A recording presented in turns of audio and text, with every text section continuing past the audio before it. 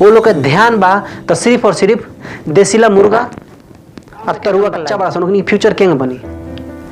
रउआ तो मजा लेता नहीं देसीला मुर्गा में तरुआ के लाई में, तो हमारे गांव में के जौन बच्चा बड़ा सन फ्यूचर केंग बनी। जय हिंद दोस्तों, जैसे लोग मालूम हमारा नाम राजा हो, लेकिन आज बिजनेस के बारे में ना, आज हम अपना खुद के गांव के बारे में बताओ जा रहा बनी। हमारे गांव में छोटा छोटा बच्चा बड़ा सन ओकनी के बारे में बताओ जा रहा बनी। अगर वो कोनो ऐसा गाँव के बनी, कोनो ऐसा देहात के बनी, तो ये वीडियो के जरूर देखी, काहे कि वीडियो बहुत खास हो खेला बा। देखी जैसे कि हमारे पापा बनी, उनकर उम्र 50 साल बा। बार हम अपना पापा से कहीं कि पापा जी अपन हरकत ऐसा ऐसा हरकत मत करी, इतना बदतमीजी से मत बात करी, सुधर जाई, तो कहीं सच बा एंगे हो सकता का कोनो कीमत पर ना हुई। काहे कि 50 साल उम्र हमारा पापा के बा। बचपने से जौन भी परवरिश होला, जौन भी संस्कार मिलेला, जौन भी शिक्षा मिलेला, वही हिसाब से इंसान चलेला। ये सच है, हमें कोनो झूठ नहीं है। तो ना सुधरिए। सेम ही तरह हमारे दादाजी बानी, उनकर उम्र 75 साल बा। बा कहीं कि दादाजी गाली मत दी, सुधर जाई, तो कैसे हो सकता। सेम वही तरह बचपने से जौन भी परवरिश भइल बा, सेम वही तरह हमारे दादाजी भी चले। लेकिन अगर हम खुद के चाहिए सुधारे के, हम अपने आप के अच्छा बनावे के चाहिए, केहू के देख के सीखी, केहू के भी जौन भी अच्छा इंसान बा, अच्छा संस्कारिक बा, ओकरा के हम देख के सीखी, तो कैसन हो सकता, बिल्कुल हो सकता। ये सच बा, काहे कि हमने के उम्र कम बा, हमने सीख सकता इंसान।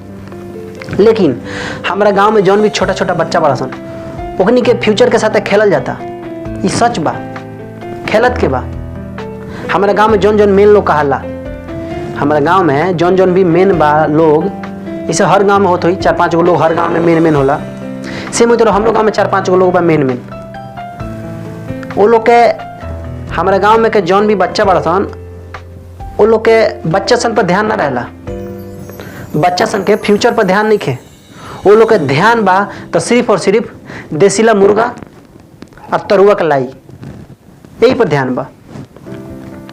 तो ये बताई रहो लोग कि हमारे गांव में के जौन बच्चा बड़ा सन फ्यूचर केंग बनी। रउआ तो मजा लेता नहीं देसीला मुर्गा में तरुआ के लाई में, तो हमारे गांव में के जौन बच्चा बड़ा सन फ्यूचर केंग बनी।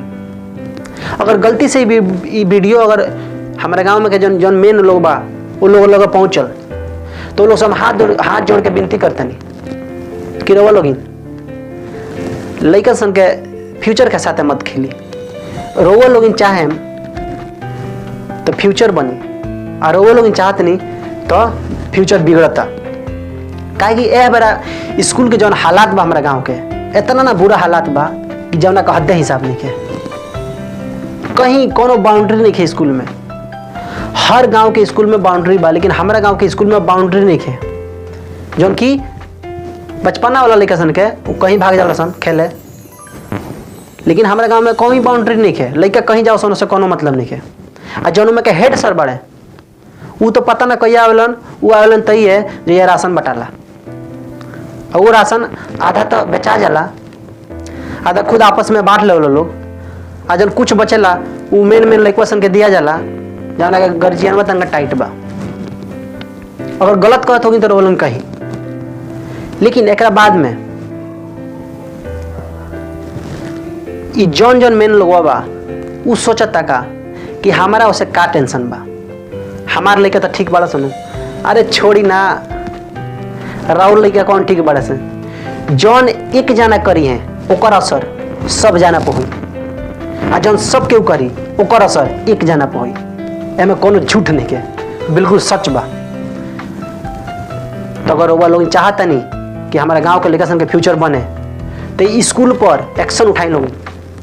रोवा लोग चाहे तो एक्शन उठ सकता, रोवा लोग चाहे तो इंगे परल के परल रह जाए, और लड़का सन के फ्यूचर इंगे के इंगे नहस तहस हो जाए।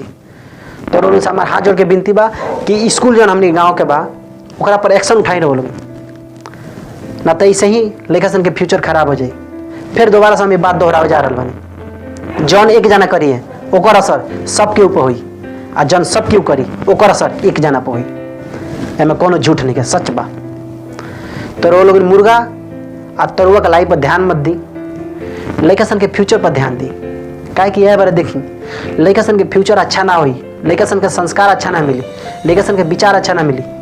आज न काल रोग से वो लड़का बतियाई बदतमीजी से तो रोगा का कहें कि तोर बाप मातारी कुछ सिखैले नहीं का। अरे बाप मातारी दोसर के छोड़ी रहो तो हमारे बाप मातारी हई, रहो तो हमारे बाप मातारी हई, तो रहो खुद हमारे का सिखैले बनी। कोई सोचनी ना स्कूल के ऊपर एक्शन उठाओ के। आज कहता नहीं कि बदतमीजी से बतियाई ना।